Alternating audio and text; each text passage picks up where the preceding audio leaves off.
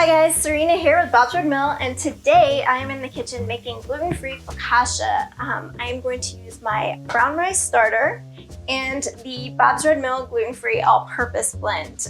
We've talked about it before, and I'm gonna go ahead and say it again. This one is more of a bread flour. The 1-to-1 flour is the one that we typically use for quick breads, cookies, cakes, things like that. So I love this flour in this particular recipe because it gives my bread a lot of stability, but also it's nice and soft. I'm gonna also say, please forgive me, I'm in my home kitchen and I am my own videographer, so all bets are off on how good this looks, but hopefully you get the information you need and we're just gonna have fun doing it in the process. So let's get started. So right here I have warm water, and I always start my recipes whenever I'm using yeast with making sure that my yeast is active. So I'm gonna add my sugar and yeast. So yes, this is a sourdough recipe, but I'm using yeast in it because I'm not using the actual sourdough as my leavener. However, you can do that. It will take longer to rise when you do. So just remember that when you're using the sourdough starter as your leavener, it needs to be active. So you will have had to have fed it within the last couple of hours. And then you will also need to give your bread longer to rise. This one, I'm using the starter just as part of the moisture and flour in it. It's a great way to use up that discard so that you can enjoy bread. I'm going to have sandwiches tonight. Felt like it was a good sandwich night, so I'm gonna make some bread and we're gonna have some big fat sandwiches. So now I'm gonna let this sit right here, and I'll put that aside for a minute and let it do its thing. In this bowl, I have the gluten-free all-purpose flour. I'm going to add my salt, and then I'm gonna add my xanthan gum and my baking powder. And yes, I use baking powder in my yeasted bread recipes just because it gives it another way of having a leavener in it that just adds as a boost to the final bread. And then I'm going to whisk it. Whisk is definitely one of my favorite tools in the kitchen because with gluten-free baking, you need to make sure that your flours are super mixed together and that you don't have chunks of xanthan gum or anything like that in it, because once you do, it's gonna leave funky pieces in your bread. All right, so that is mixed together. And to this, I'm going to add my starter. Love this stuff. I really like the brown rice starter. That was a new one to me. I haven't really played around with it a whole lot, but I do like the consistency that it gives the bread. And it's an extremely inexpensive flour to purchase, so it's a good one for being able to find easily and being not quite so as expensive as say the millet one that we have. But I will say that the millet one is by far my favorite. So that was my starter. And we're gonna add our egg whites to this mixture. And from here, we are going to add our active yeast.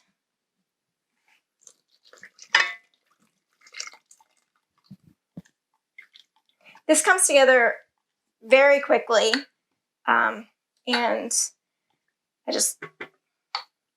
love how easy it is to use up your sourdough starter when you need to get rid of some of it, and mine was growing a little too large. Okay, so I'm going to put this on here, and then I'm going to turn it on low and let this mix for about 5 minutes, scraping it down a couple times just to make sure that everything from the bottom of the bowl is getting mixed into the whole mixture. And then from there, we're going to put it in our pan. So I'm going to mix it.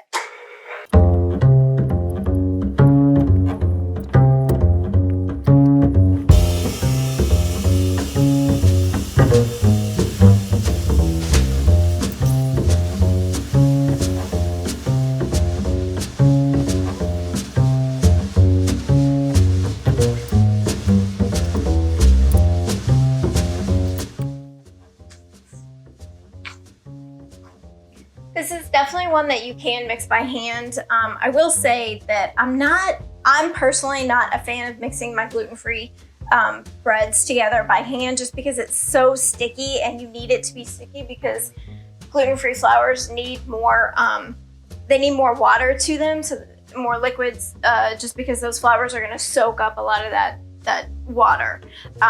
So by all means, if you wanna get your hands in there and get dirty, go for it. Just like I said, I'm personally just more of a fan of being able to sit here and watch it work on the machine. Also, this will take a little bit longer, so you might get tired after about 5 minutes of mixing, but you know, it's already been going for about 3 minutes, and I still have chunks in the bottom. So definitely make sure that you are scraping it and folding it over to make sure that all of that flour gets incorporated in with the liquids. And now we're gonna keep mixing.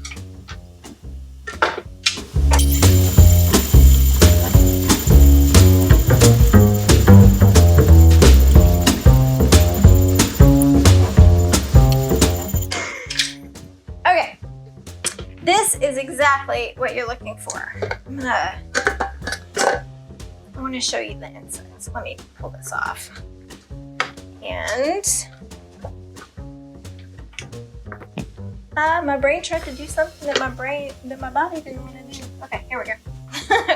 All right, so now we are gonna scrape this down because you don't want to miss any of it. And then we're going to, I'm going to show you the way that it slings to the side of the bowl. That is what you're looking for. I know it does not look like it's going to be bread, but I promise it will be bread. That's all the breads that I make gluten-free. That's pretty much what I'm looking for. It's a lot thicker than you think, and with wet fingers, you can actually mold it into what you're looking for, and so I will show you that. So I'm going to take this and scrape it all down, and then, oh, so nice. Okay. In this cup, I just used my yeast water cup. Conserving dishes, friends. I'm just going to add a little bit of olive oil to it. So this is going to be about a tablespoon of olive oil to the 1 cup or quarter cup of warm water. And I'm going to put that aside for a second. I have my pan here.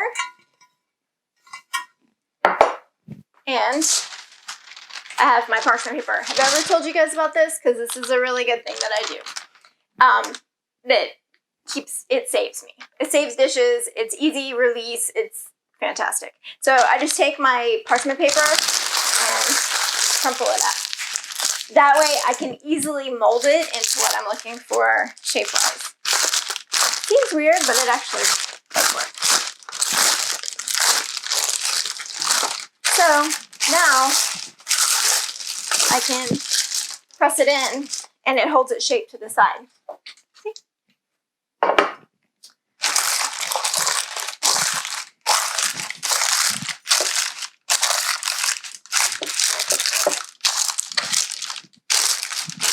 All right, now is when it gets fun.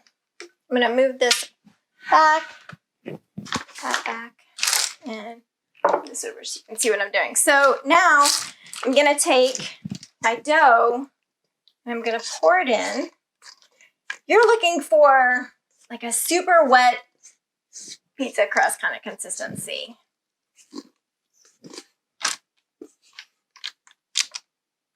And so it's a cross between a batter and a dough. But trust me on this, you're gonna enjoy this one. Okay, so that's all in there. And what I'm gonna do now is take wet fingers and I'm gonna spread it out. And when I do that, I'm going to poke holes in it. This is one of those fun techniques that actually, as the dough rises, so what I'm going to do is poke holes in it. I'll show you. Wet fingers. And see, with wet fingers, it's not sticking. but I do need more water. Let's do that. So, wet fingers and poking holes into the dough. And when I'm doing that, I'm actually leaving big holes in it and spreading it out. So it fits the pan. Let's see. Get it all evenly distributed so it's not heavy with dough on one side versus the other. And make sure those holes are nice and big. So then what we're going to do is we're going to pour this water olive oil mixture in here. It's going to get trapped in these holes, which is going to cause these really fluffy olive oily patches in the bread. So good. So good. Okay, so I think we're pretty good here. And I'm just going to take this water. Just make sure these holes are nice and big. I want to make sure that I get all that olive oil in there. Let's see. I love this, like I said, for sandwiches. I also will put shallots and fresh garlic on there with salt and pepper. Fresh herbs are always amazing. You can mix that in the dough and you can also put it on top. This one I'm going to do an everything seasoning because, like I said, I have a plan. I want sandwiches. So now I'm going to pour the olive oil water mixture in here. Make sure all those holes get some in there. I'm also going to add a little extra salt to this on the top. This is a great place where you can add like a flaky salt or a special kind of salt. I have one from one of my favorite wineries. There's a Pinot Noir salt that's really nice. So you can have fun with it here. And then some fresh pepper.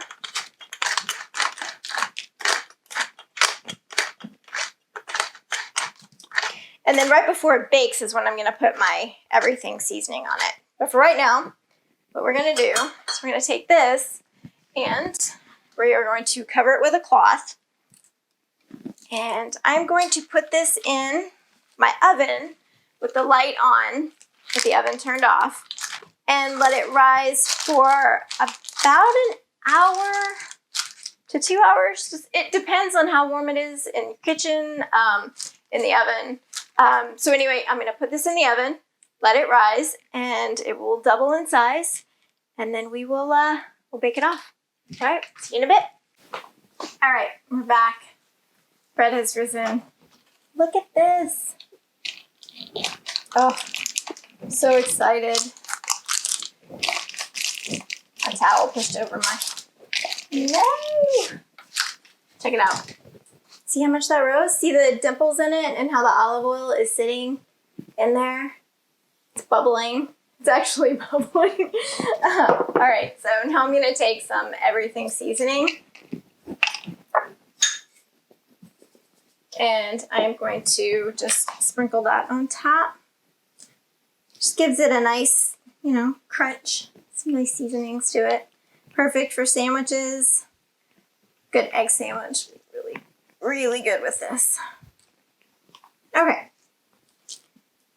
Now I'm going to put it in a 400-degree oven, and it's going to take about 25 minutes. And you'll want to check it.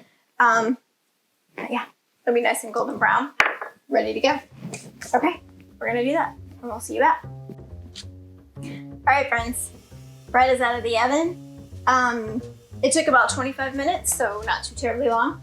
And it rose in about 1.5 hours, so that wasn't too terribly bad. And I'm gonna pull it out and let it cool. So here's the trick. Can't cut it now. I know, you want to. It smells fantastic. If I was serving this with like a pasta or something like that, I totally would let it cool for about 15 minutes, and then you can either, I would suggest like ripping it instead of slicing it. If you slice it, it's gonna be gummy and it's gonna all stick together.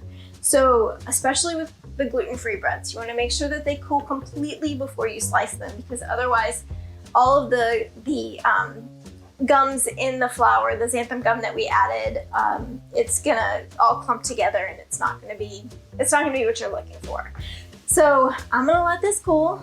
It's gonna kill me, but I'm gonna let it cool for a while, and then I'm gonna, like I said earlier, make a sandwich with it.